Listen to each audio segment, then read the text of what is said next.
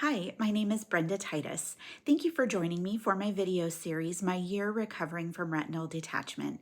If you haven't seen my previous videos in the series, I hope you'll take a look at those first. This is number 33. So I have been at this for quite some time, going through various stages of my healing and recovery and the things that I've learned. So as a reminder, this is my personal story based on a lot of different experiences throughout all of this time. So I'm really presenting this for informational purposes, hopefully also some inspirational purposes. So these videos should not take the place of medical intervention. This is, like I said, me sharing my story, and I really hope that you're finding it helpful. Today's episode I'm calling The Journey to Accept Vision Changes After Retinal Detachment and Cataract Surgery. So if you are new and haven't seen the prior videos, or if you've been around but it would help to have a review, I'm going to go through the entire process. So I'm at about a year and 9 months of going through all of these challenges. So as a refresher, I had a retinal detachment in this eye, and as it was recovering, about 5 months later, I had a retinal detachment in this eye. During the time that I was recovering from this eye and the vitrectomy and the bubble, the cataract in this eye was getting very obviously dramatic. And so then I had cataract surgery on both eyes, and it has been 11 months since this eye, and it is completely recovered as far as I believe it will get. And this one has been a little bit less than that, 10 months since I've had the cataract surgery on this eye. But this eye has complications. So this eye, I have a macular pucker, which took place through the healing of my retina, and so my central vision is impaired. So seeing it's not even clarity, it's more like in your central vision, it's detail. So my detail in my central vision is impaired currently, and it is being aided by my magic tape that I covered, I believe in episode 31. So I do have a piece of tape that covers that that macular pucker, so that it's not, so that I don't just focus on the problem, I can see around it a bit better. And so then I'm able to use my full range of vision and not be so bothered by that. Now I have a second complication as well in this eye, which is that during my vitrectomy for the retinal detachment, we did what's called a scleral buckle. And so not everybody does the scleral buckle. When I had my first retinal detachment, they did decide to do the scleral buckle. And the scleral buckle is like a band, that a silicone band that goes around the eye that helps hold it more in place and theoretically will prevent future. It will help in the initial recovery, but it also, my understanding is it will help prevent future retinal detachments. This all happened when I was 52 years old, and so where retinal detachments are a little bit more common when you're older, and so I think that some of that was just to give me the best outcome and prevent future retinal detachments going forward. And so, but the challenge is that the scleral buckle in this eye ended up kind of tilting my eye position just a little bit. So I'm mildly, have a mild strabismus. Cross-eyed is what we would have, called it once upon a time. Now they call it strabismus. It's a very subtle, little bit over to one side. And so that means that I see some double vision.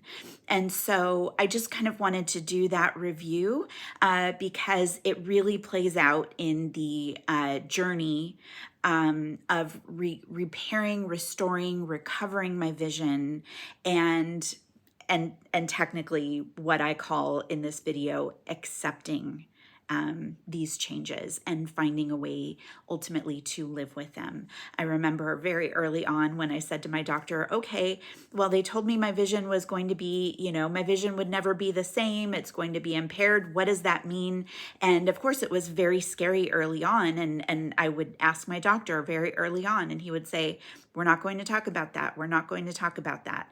And it really, truly was that we were not able to talk about it until I had fully recovered from the retinal detachment, the second retinal detachment, the cataract surgery, the second cataract surgery. Oh, and then I actually developed some complications from the cataract surgery, so I had to go back and do a little bit of additional laser cleanup on both of my cataracts. So I first even got to talk to a doctor about glasses and helping my vision, or understanding what my new vision, oh, I like that. My new vision was, it was about 14 months after the first retinal detachment. So I have said before, if I knew then what I know now, maybe I would have, calmed down and relaxed and not been so upset or distressed. But the truth is that throughout even those initial 14 months, which is now 6, I've been working on adjusting to my glasses and accepting the vision challenges for 6 months still. So it's been a lot. It's quite a journey. So that's the introduction to this episode. Okay.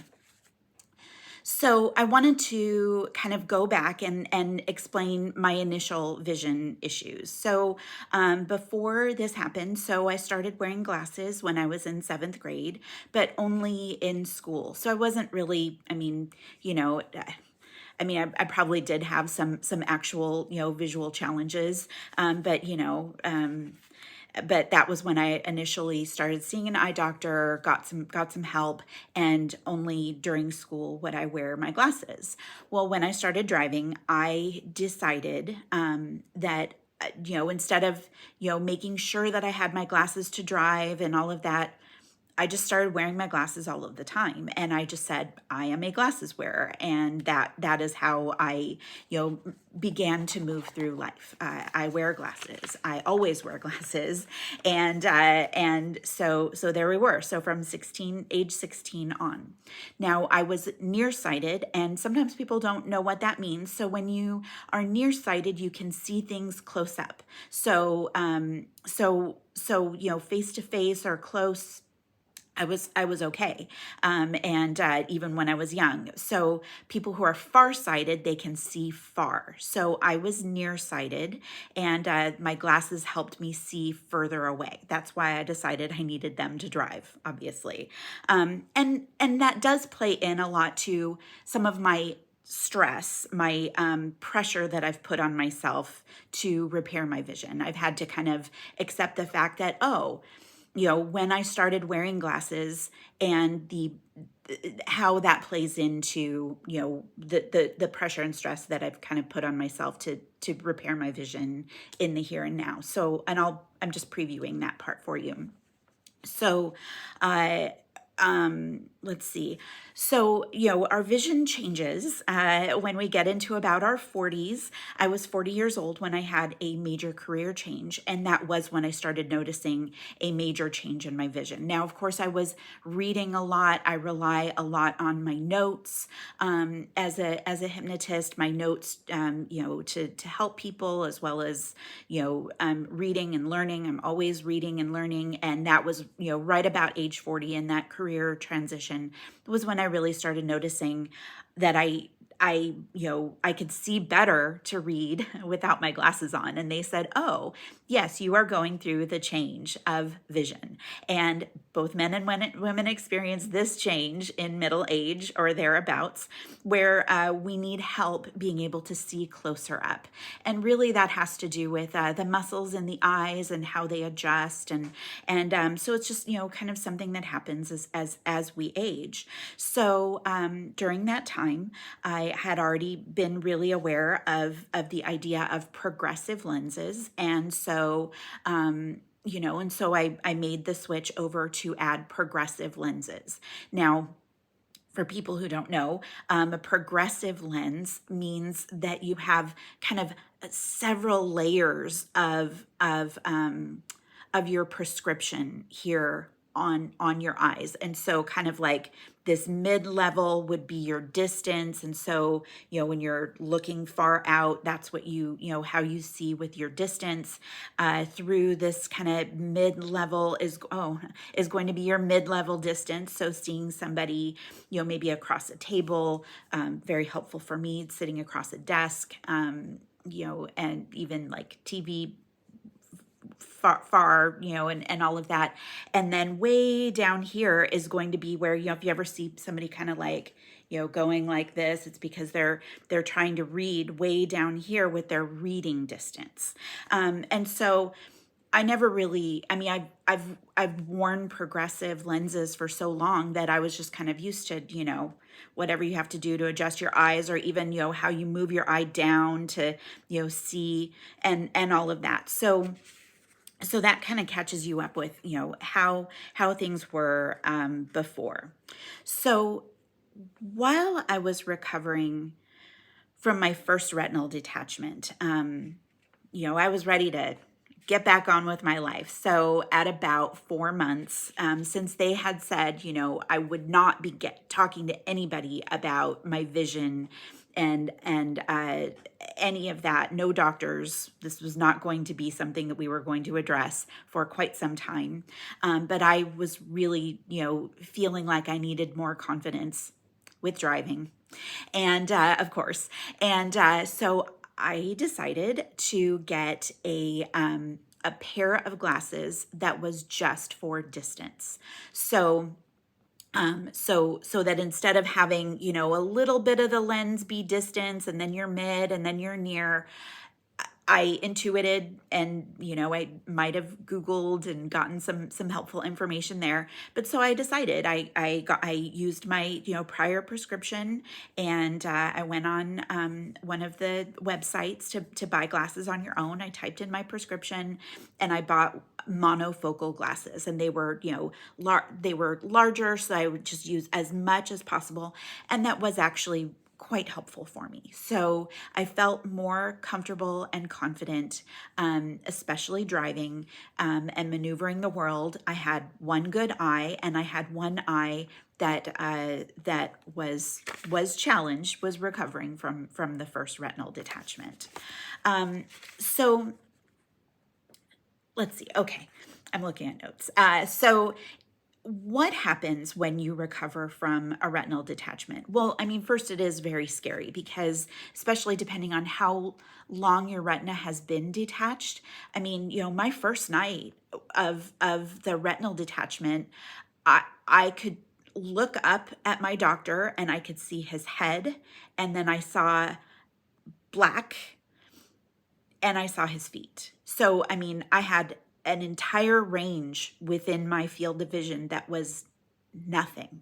And I didn't know that it would ever come back. It did. It was hard. I went through, several months of a scar, and, and it was compressed, but I really do have a full ability to see, actually in both eyes, that seam did go away. I don't have a space of darkness or black anymore. So that's really, that's already every doctor that says, they all say, it truly is, they are really impressed with how well I have done. And I'm really working on understanding that and accepting that. And especially sometimes when I remember how bad it was. So in addition to, all the vision challenges that are going on, after a retinal detachment. We've got the vitrectomy bubble, we've got the trauma from surgery, we've got all the things that go along with the retina repairing, and then the rods and the cones, and, so much. And by the way, our eyes are attached to our brain. Just as much is going on back here in our brains as what's going on, in all the tissues and all of that. So, but the scleral buckle, and I don't really know how or why this works, but they did tell me early on that the scleral buckle makes you more nearsighted. Well, I was already nearsighted, so it just didn't I wasn't going to not do it. And so I said, okay, I guess I'm going to be more nearsighted. But also in my brain, I thought, well, we'll correct that with glasses and it will be okay. I was already nearsighted, so that was my normal experience. So as I was going through all of the repairs and the recoveries, and then the addition of the cataracts, I was very visually impaired for quite some time, for several months. Especially when it first happened in January, and then the first day of my first cataract surgery, it was like it was like a miracle, like the whole world had opened up to me, which was really incredible. And even with all of the challenges, I realized that literally a year ago today, right now as I'm recording this, the whole world was dark, and I could just barely see little pinpoints of light through it. So it is pretty, cataracts are they mess with your head quite a bit. And so, I admit that. For anybody who doesn't know, or who hasn't been through that, it was pretty scary. So I was really going through this visual impairment, both near and far. So like far I couldn't see because of the cataracts, everything was cloudy and dark. Near was hard to see, so I started using magnifying glasses. So the first time that I really started needing help seeing was actually right after the second retinal detachment. So on this eye, because this eye had been my hero for the 6 months before, and then it said, sorry, I need a break. And so, and I had the second detachment. So then I needed to rely on this eye, which was, very nearsighted from the first retinal detachment and scleral buckle. So I did start using magnifying glasses. And I actually still use magnifying glasses. I heavily relied on magnifying glasses until I got my first prescription glasses. I didn't know how to use readers. I wasn't used to using near vision glasses, so I would use a lot of magnifying glasses, and so I still use them now. I also use very large print, like on my phone. I have it set up so that it is very large, and I write with very heavy, thick pens. I'm trying to not use as heavy a thick a pen when I don't need to, but that is what is easiest for me to see most, especially when I can look at my notes and I'm not, having to really heavily focus and concentrate on them. So, and if I'm reading a book, I have not read many books. I read a book last month, but it's holding a magnifying glass, looking through my glasses and the near vision and holding the book. So it's a lot to take in, but I'm working towards it. It's getting better. It's getting easier. It's making more sense. I do find that I need extra light as well. So there's that. Let's see. Okay. So when you go through cataract surgery, anybody who goes through cataract surgery, you're going to talk to your doctor about the best lenses for you.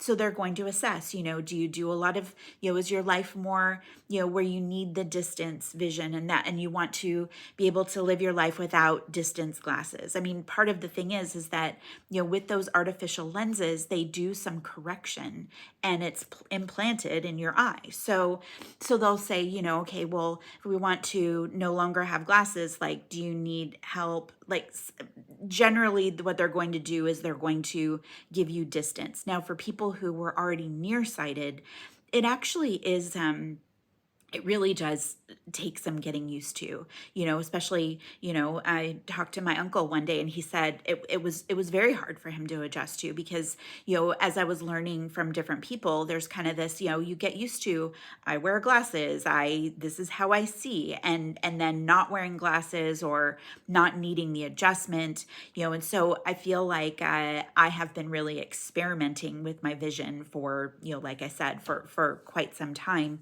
just trying to make the most sense out of what is going to be best for me. And I have talked to quite a few people who've had cataract surgery who have, you know, needed to figure out that adjustment, what it means. So so people, you know, anybody who goes through cataract surgery, they're going to consult with their doctor for the best vision outcome for them. And generally it is with the goal that they won't wear glasses, or they'll only need reading glasses. And then like their distance is covered by this. And technically, okay, now I didn't really have a lot of choices. And people who have had a retinal detachment and then go to cataract surgery, you definitely want to do your research on what is going to be best and right for you. Be very aware of like how you use your vision on a day-to-day basis. But the truth is you're going to rely a lot on your doctor for, and this is you know, what is going to be the best outcome for me. Now, for my situation, it was both eyes. Both eyes were very impaired. And so I really had to, you know, I did research, I did learn, I studied a lot, I knew what my options were, and then I had to give it to my doctor, and my assessment of what I needed was actually what she thought as well, which was that she was going to correct for distance as much as possible, monovision lenses in my eyes. And it's just that I guess what I didn't understand is that I thought that then I would add glasses for whatever else was needed where it came to the vision. And so, and that's kind of correct. So my single distance in my lenses that are implanted in my lenses are plus 13.5. So if you were to think about putting those in you know, these glasses, that would be a big, you know, big adjustment to vision. But that is just kind of my normal vision now. So I'm used to it. I can, you know, with what that looks like. But what was the hardest thing for me to learn was that during those months between when I got the cataract surgery and when I started working with my doctor, my ophthalmologist, to pick my glasses, is that he couldn't correct my vision any further. I kept thinking, okay, we're going to get more distance correction in my vision, and I'm going to be back in business and life's going to move on. I'm going to learn how to use reading glasses, or, you know, work with my progressives again like I had for years. And, you know, and I went through a very, very dark period with my doctor where he said, I can't, there's no more correction available. I mean, we went through, you know, we went through a lot of things, and, you know, is this better? Is this better? Is this better? Is this better? And I would like rack my brain, and I'd be like, A, B, A, B. And then he'd finally say, there was nothing, and there was no correction in those lenses. So all of that struggle, trying so hard to notice the most minuscule, you know, improvement or change, nothing. So so that is, you know, a really important reason why I'm really sharing on this video. It's going to be longer than my other videos. It's really more educational. That I want to be able to share in sharing my history, really helping people understand, you know, that there's some realities that we need to face. So the really interesting thing is that technically, I don't need glasses. I don't need glasses for distance. However, so basically, well, the glasses that I'm looking over here at my stack of glasses that I'll show you in a minute, when I look at what the prescription is on my progressives, which I ordered with my ophthalmologist, it goes clear, so plain, what they call plano, so plain, no, no correction up here, and then it gradually goes down in those progressives to my near vision. So when I look out, there's basically no correction, and then as I look down or adjust, then that helps me with my near vision. So I still wrap my brain a lot around the fact that everything is what I have. However, I was with some family over the weekend. They said, "Well, so you don't have to wear glasses." And I said, "Well, technically, because I need the tape to help with the macular pucker and the strabismus, I wear glasses all the time." So I have a variety of glasses now that I wear throughout the day. So I want to go back, and before I talk further about that, I just want to talk about, oh, I covered that part. Okay, the near vision. Let's see. Okay. So going back then, like I said, my near vision, I really had a lot of adjustments between, after the cataract surgery, actually between the cataract surgery, because, I had one eye that could see really good for distance, or I mean, as good apparently as it's ever going to get. It could see for distance.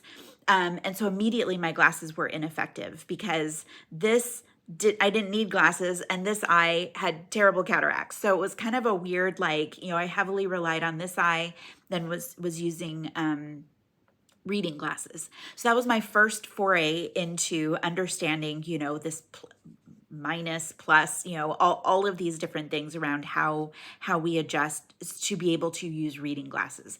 That was a whole new world for me. I had never experienced it before in my life, and I didn't understand how to pick. And so I went through, half moon glasses where then I could see through down here, but then I could look over to see my client. This was especially, at work, or I was doing a lot of, meeting with some family issues.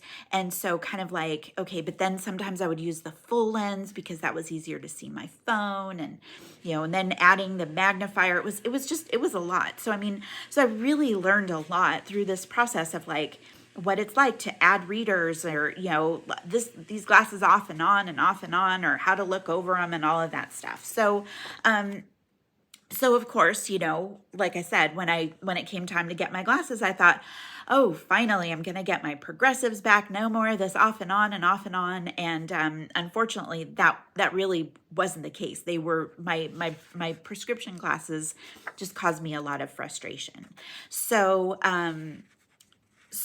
one of the things that I started thinking about, and I did learn through a variety of kinds of, people on YouTube or, different places, was this idea of, confirming what I had done before when I'd gotten those the distance glasses back early on, which is that, the progressives are really neat, in terms of being able to maneuver about your day, and you can go from distance to close and all of that. And there are times in life where that is really helpful.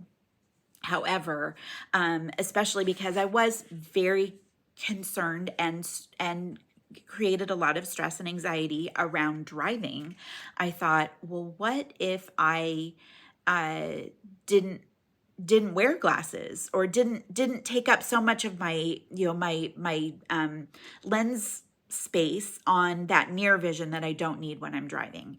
And so, but I wear nothing otherwise. I don't cover it or whatever. So I did actually start. I bought some blue light glasses that are just just clear, just help you with blue light.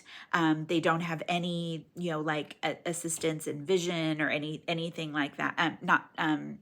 They're not for near or far vision. They're just clear, but help with blue light.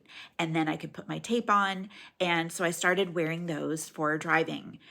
And I tell you, my first day driving, I went, it was my day to see my hairdresser, and I have kind of, thought about like throughout all of this time, every 6 to 8 weeks, 6 weeks or so, I go and I see my hairdresser.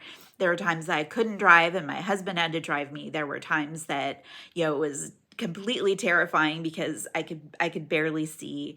But I could make it that far because I knew, I could see enough with some great pressure and stress and really heavily focusing. But that day that I did that with the just the Plano glasses and the tape on there, it was like I could breathe. It was like, having, if you think about like during a time when you can just finally exhale, and it was really amazing. And I thought, okay, I seem to be onto something. And so I started, kind of experimenting with that idea. And so that's been just about a month now that I have been doing that. So I'm using those Plano for driving or for just kind of maneuvering around my life, so that it's just kind of like it just, it doesn't add anything to help with the distance, and it just helps so that I can have this tape, and helps me just kind of know like this is how I'm used to viewing the world through, through frames and lenses. So there you go. I started really heavily focusing on blue light, which I'll cover in a different episode. And so I got blue light assistance, single vision, close, near vision readers, all the different words that you might think of, to use with my phone. When I was like truly just sitting and using my phone or the computer. Actually, those seem to work the best for the computer. And or for reading when I read. So I've been doing that. And then, but that really left me with this big issue around what do I do in the office? Because in the office, much like as I'm, talking to the screen, it's, looking up at a person, eye contact, synthesizing the information. I'm already using my brain to see so much and read and then, really taking in all of the information, and then being able to transition as well to be able to see my paperwork. And that has been a really big struggle in terms of figuring out like, how do I do this? How does this make sense? So I've been really, working on that a lot. So basically right now, what I'm doing is my progressive lenses. Well, I guess I should add this part too. What I'm wearing right now are not progressive lenses. These, I don't know if you can see it. These are bifocals. So I learned as well during all of this process about bifocals. Now, I went straight to progressives, and that has always been, what I have used. I have talked to plenty of people who have said after their cataract surgery, they ended up having bifocals, and I'm like, okay, but I use progressives, so it's, what it was kind of like didn't click for me about why they would use bifocals. But I have known other people who, really don't like progressive lenses, and so they had gone to bifocals. So I started kind of researching, okay, how do these bifocals work? What's the difference with progressives?